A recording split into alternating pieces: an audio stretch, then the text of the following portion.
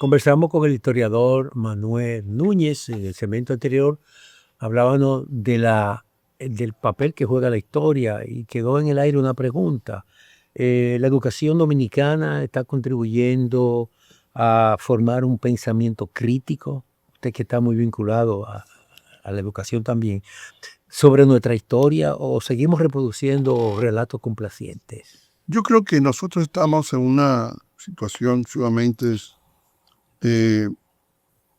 digamos, crítica en el sentido de que no hemos tenido una conciencia clara del para qué de la enseñanza de la historia en el esquema educativo. La historia generalmente se utiliza para crearle un pasado a los niños. El niño que nació ayer o antes de ayer o la semana pasada, o el que tiene todavía 4 años, no tiene pasado. Nosotros le fabricamos un pasado a través de la enseñanza, El relato histórico. a través de la narrativa que vamos a incrustar en su cerebro para que se sienta parte de una comunidad en la cual él ha nacido, es decir, y para que defienda esa comunidad y para que esa comunidad pueda seguir existiendo más allá del espacio de una vida humana que por lo general nunca es muy larga. Las vidas son menos de 100 años. En el mejor de los casos. En el mejor de los casos. A veces son menos de 50 o un poco más de 50. Pero yo estoy seguro que tú vas a vivir más de 100. No lo sé. Yo creo que sí. Yo tengo Tú eres un muy centenarios. joven. Pero bueno, quiero decir que el objetivo de la educación es ese. Ahora, Claro. ese objetivo no se está logrando. Transmitir los valores. No se está logrando y entonces eso hace que los dominicanos no defiendan con el ardor que deben hacerlo su continuidad histórica como nación, sus tradiciones, sus valores, su cultura, su territorio, su país, sus conciudadanos, sí, con los cuales están emparentados con vínculos consanguíneos, por haber vivido una vida juntos, por haber luchado juntos, por haber peleado juntos. Es decir, todo eso genera una circunstancia que la educación todavía no llena esas expectativas. Hemos incluido la educación cívica, que es también importante. Es un paso importante. La noción de la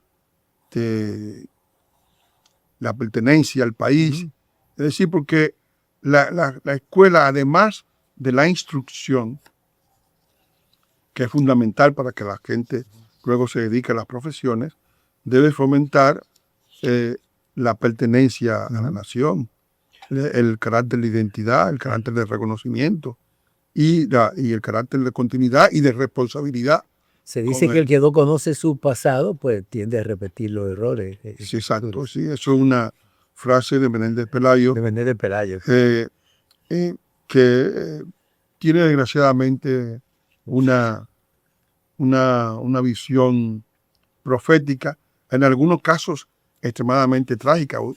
Tú piensas, por ejemplo, que en el año 52, cuando Batista da el golpe de Estado en Cuba, Fidel Castro hace el fallido ataque al cuartel Moncada, que era un ataque suicida. Sí, claro, una aventura. Una aventura de un loco, ¿no? Sí, claro. Es decir, desde el punto de vista militar, sí, claro. No desde el punto de vista exitoso que fue la propaganda. Y luego, 50 años después, Hugo Chávez da el golpe tras el Caracazo. Repite el mismo esquema. Sí, O sea, exactamente. ambos pasan 22 meses en prisión. Ambos son indultados irresponsablemente. Wow. Y ambos llegan como si fuera una historia paralela. Sí. Es decir, ¿cómo es posible que Rafael Caldera, que fue un presidente importante de Venezuela, no se diera cuenta de que se estaba repitiendo el mismo esquema. Y de una manera tan precisa, puntual. Precisamente, exactamente el mismo recorrido. Sí, un ataque fallido, una prisión que te catapulta a la popularidad. Sí. Luego, naturalmente, las épocas eran distintas. Sí. No llegó por una guerrilla. Sí, pero después el asalto al poder, como quieras. Sí, el asalto al poder. Pero llegó por elecciones, ¿no? Luego las elecciones. Tras las elecciones es el mismo esquema. Chávez dice que él no va a nacionalizar las propiedades, que él no es comunista.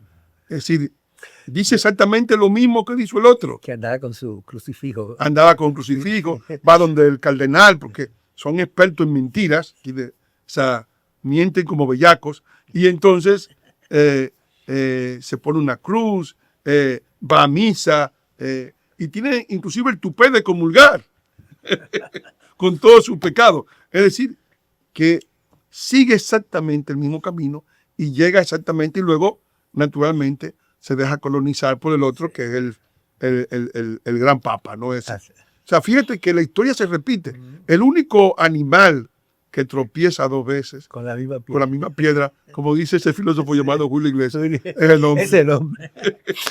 Bueno, entramos ya al tema político, siempre un tema realmente interesante, que despierta pasiones. Me gustaría saber cómo valora usted el debate político actual en la República Dominicana con las ideas, proyecto, el país, la administración del poder. ¿Cómo se está manejando la política? ¿Cuáles son las perspectivas de la consolidación del sistema político y del papel de la democracia? Yo lo que veo que en nuestra democracia la gran falla no es la falla electoral. No. Aquí hay elecciones continuamente. Y hay madurez en ese sentido. Hay madurez, hay reconocimiento. Ha habido momentos en que se han introducido factores extremadamente preocupantes, como fue en su momento, en su día, la llegada de Joao Santana. Sí.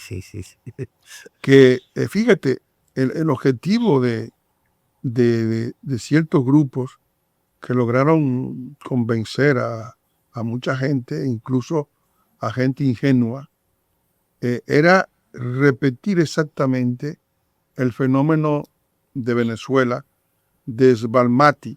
Uh-huh.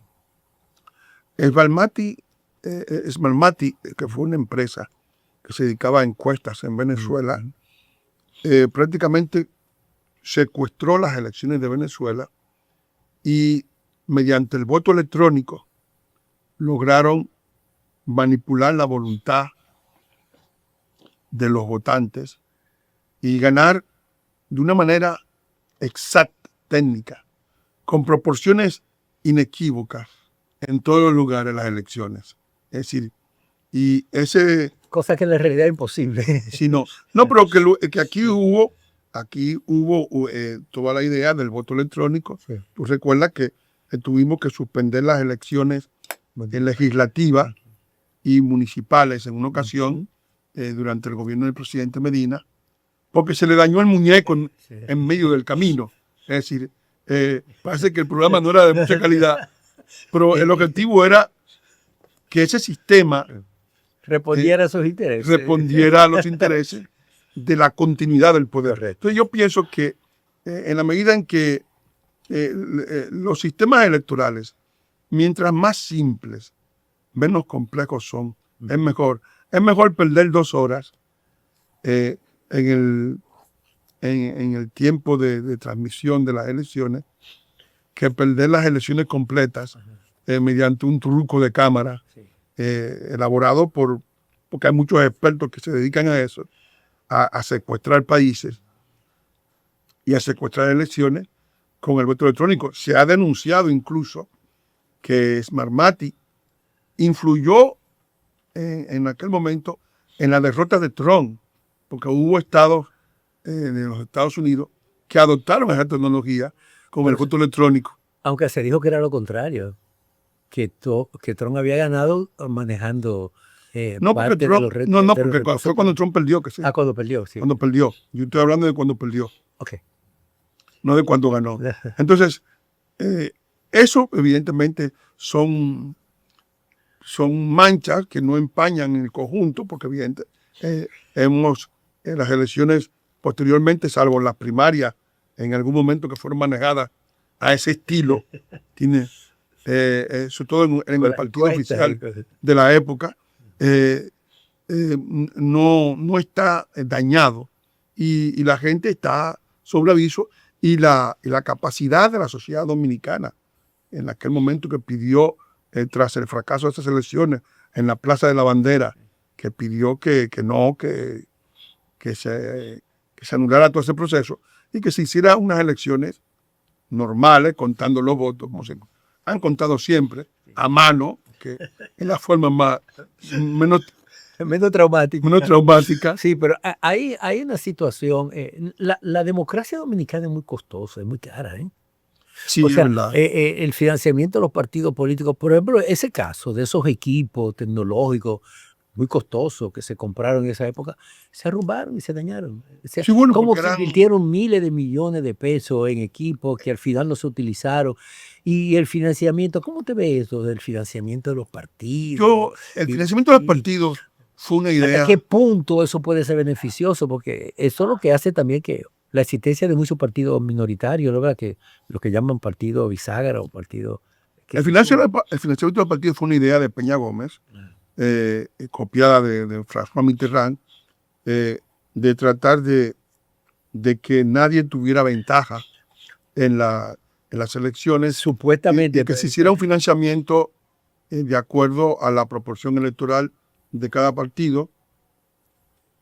Pero luego ese tipo de situaciones no suspendió la financiación privada Exactamente. independiente, con lo cual evidentemente Había una contradicción. el objetivo que se buscaba inicialmente se perdió y eso ha convertido a los partidos en entidades burocráticas, en entidades de gente e incluso no ha impedido que la financiación del narcotráfico, que era el mayor temor, no haya penetrado los partidos y de hecho lo ha penetrado.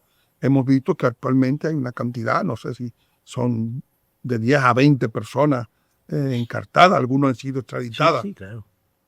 Y algunos eran personas que gozaban de un fuero legislativo, ¿sí? Como es el caso de un diputado de Santiago, ¿verdad? Que está preso y otros más. Es decir, que todo eso no ha impedido que el crimen organizado se haya introducido en las estructuras de los partidos y haya tratado de manipular a esas entidades con dinero. O sea, que evidentemente eso ha sido un fracaso y yo pienso que debería descontinuarse porque no tiene ya ningún sentido. Primero porque nadie se adapta a una financiación fija y limitada y de proporcional también. Porque el 80% se lo dan a los partidos principales. Exacto. Con un porcentaje muy reducido, un 5%. No creo que debe ser. O sea, que todo eso es un problema mayúsculo, aparte de que en algunos casos es un dispendio de recursos. Sí. Y es una forma de vivir de la política para muchos, o sea, ponerse sueldo con esa financiación. Es decir, que se convierten en cosas parasitarias en gran medida. Y lo son ya. Sí, de hecho lo son. Se habla de la crisis de los partidos políticos en el país, el decrecimiento de la población en los partidos, el papel que deben de jugar los partidos deben de ser intermediarios sociales o simplemente maquinarias electorales. ¿Cómo se ha ido perdiendo eso? Los partidos nuestros no están tan desacreditados como los tuvieron en algún momento en Brasil, que llevaron a color de melo el poder. En el caso de Venezuela también. Y en el caso de Venezuela, donde el decrecimiento fue mayúsculo y se produjo esa descomposición que permitió el advenimiento de Chávez. Yo pienso que todavía tienen los grandes partidos tienen bastante espacio, ¿no? De acción y lo que no hay es una claridad de proyectos en los partidos. Correcto. O sea, no tienen, son partidos que están hechos como maquinaria para llegar al poder y tienen unas estructuras puramente clientelar, puramente extractivas, o sea, no tienen una claridad. Tanto es así que algunos de los partidos mayores nuestros pertenecen al Foro de Sao Paulo y algunos dirigentes están en el Grupo de Puebla, o sea, que se dejan embaucar por todos estos vendedores de humo que hay en América Latina. Y luego lo que hay es un ejercicio del populismo, de tratar de comprar voluntades mediante dádivas, mediante todo lo que es la política hacia las comunidades, la repartición del presupuesto entre gente necesitada que termina siendo cooptada para la política y para convertirla en borregos de sus ideologías políticas, ¿no? Evidentemente, el panorama que usted está planteando evidencia que hay una crisis en el liderazgo político nacional. Los partidos han perdido la ideología. Antes eran partidos de izquierda, partidos de derecha, socialdemócratas, socialcristianos. Eso se ha perdido, todo como convergen en lo mismo. No hay un liderazgo intelectual que señale una diferenciación en la política.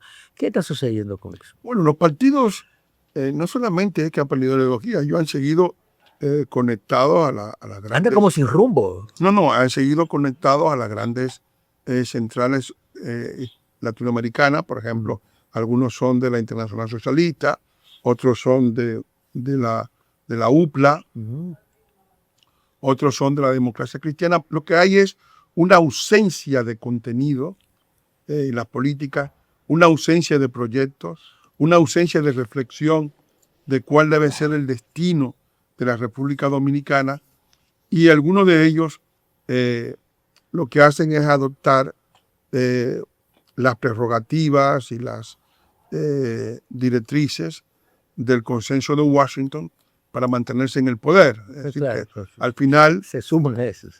lo que hay es una política puramente sin ideales, sin proyecto, sin rumbo, sino una situación de grupos que van al poder a servir a los intereses y a los propósitos de los organismos internacionales que le leen la cartilla y que una vez llegan al poder le entregan la hoja de ruta, como se dice ahora vulgarmente, ¿no? Si este es el camino y tú sigues por ahí, no vaya a ser que te descarrile y que lleve el país a una crisis. Definitivamente hay un empobrecimiento marcado del discurso político. No hay muchas ofertas y, como usted bien ha señalado, todo se traduce, Bueno, es normal también. Significa ya el proceso electoral. Nosotros tuvimos liderazgos muy importantes en el siglo XX, el liderazgo que tenían una gran connotación ideológica, pero era de hombres, de intelectuales importantes.